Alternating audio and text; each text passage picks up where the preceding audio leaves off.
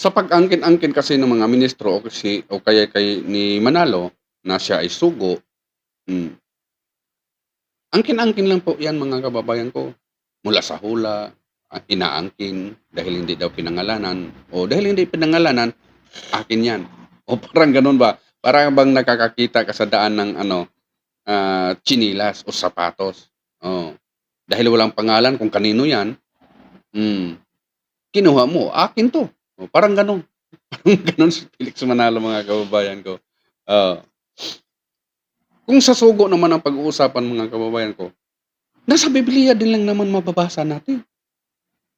Wala sa labas, wala sa mga pag-iisip ng mga sektang nagsisulputan lamang. Oh, sino ba ang huling sugo mga kababayan ko? Hebreo 1:1-2. Ngunit sa mga huling araw na ito, siya ay nagsalita sa atin sa pamamagitan ng kanyang anak. Oh, si Kristo. Hmm. Ba't nila isisiksik si Manalo? Eh, wala nga sa Biblia. Yung hula-hula, nasa Biblia din lang naman ang katuparan niyan. Huwag tayong maniniwala sa mga ministro na sinasabing natupad kay ganito, ganito, ganyan. Eh, ang katuparan sa hula nasa Biblia ay nasa Biblia din lang naman mga kababayan. Isa pa mga kababayan ko, ang inaangkin ng ah, Felix Manalo na siya daw po ay anghel.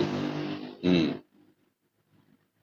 Dahil binabasa nila sa ah, Apokalipsis 7 verse 2.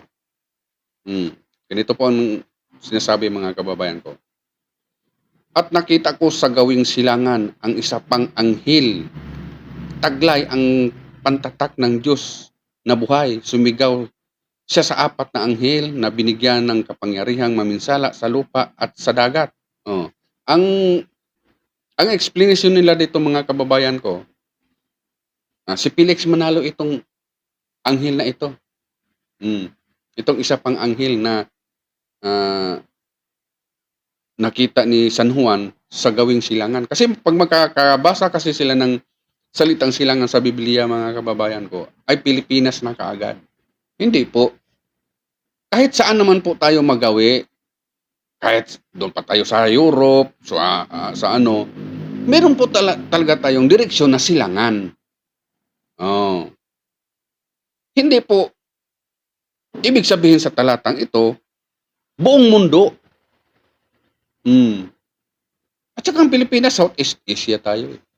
Eh kung silangan lang ang pagbabasihan, eh Pilipinas lang, hindi po, marami pong bansa na nandito sa silangan. Hindi lang po Pilipinas. At saka saan po nagsasalita itong nasa Jerusalem. Eh yung silangan ng Jerusalem, yun yung mga binabanggit niyang mga yung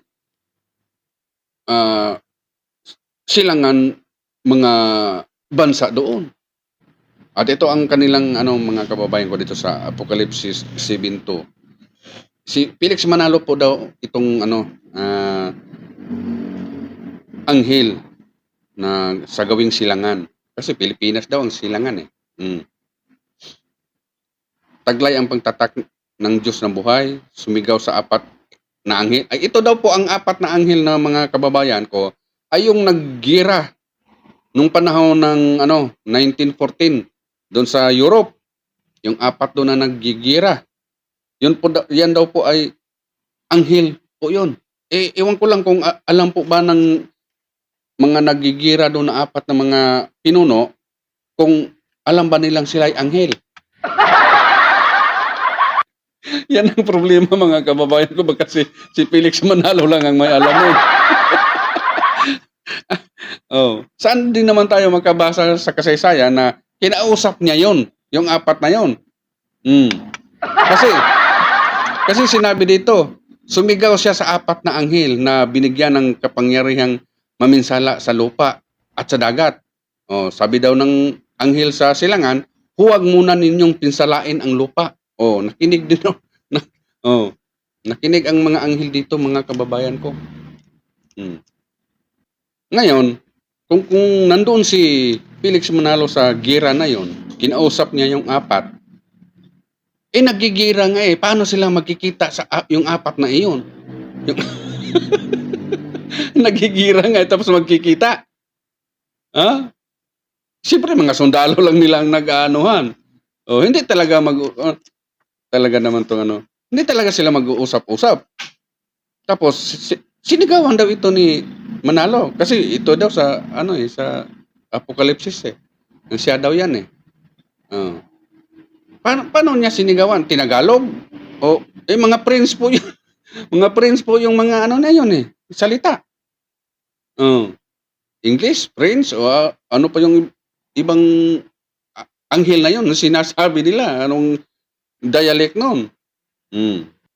Tapos, dito po sa talatang ito mga kababayan ko, napigil po talaga ng isang anghel.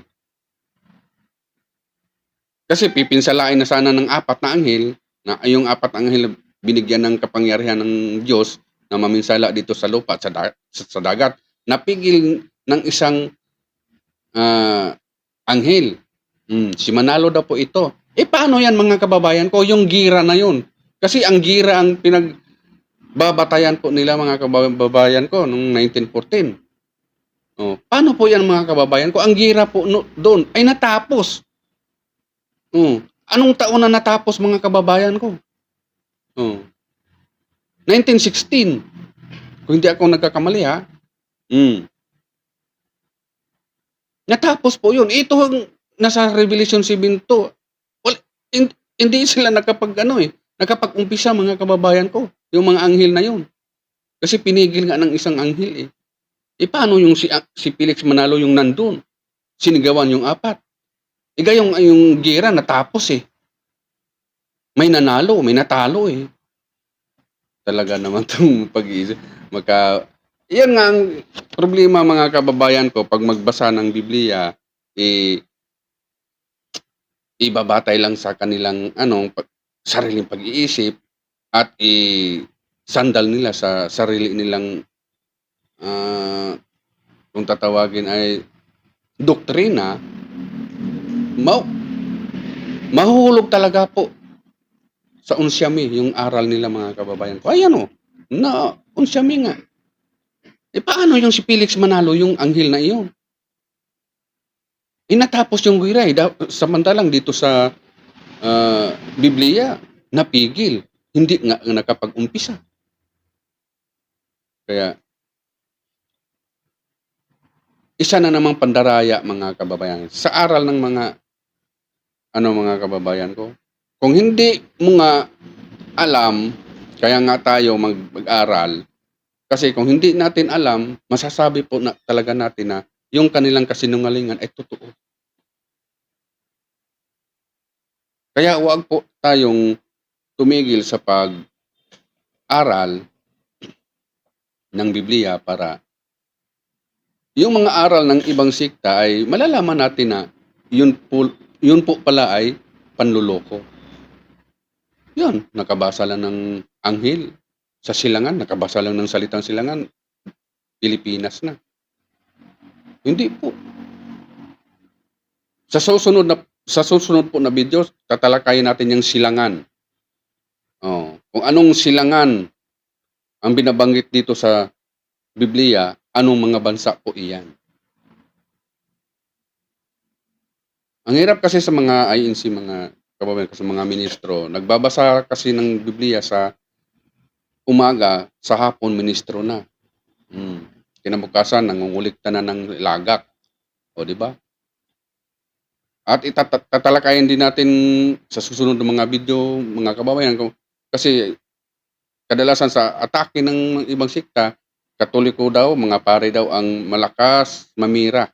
Kasi daw yung binyag, may bayad. Kasal, may bayad. Pamisa sa patay, may bayad. Ayan, tatalakayin po natin mga kababayan yan sa susunod ng mga video.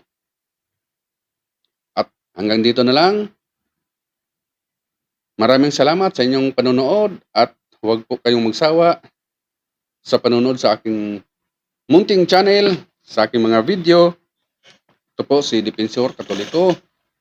Mag-iiwan ng salitang walang manluloko kung walang magpaloko. Bye-bye.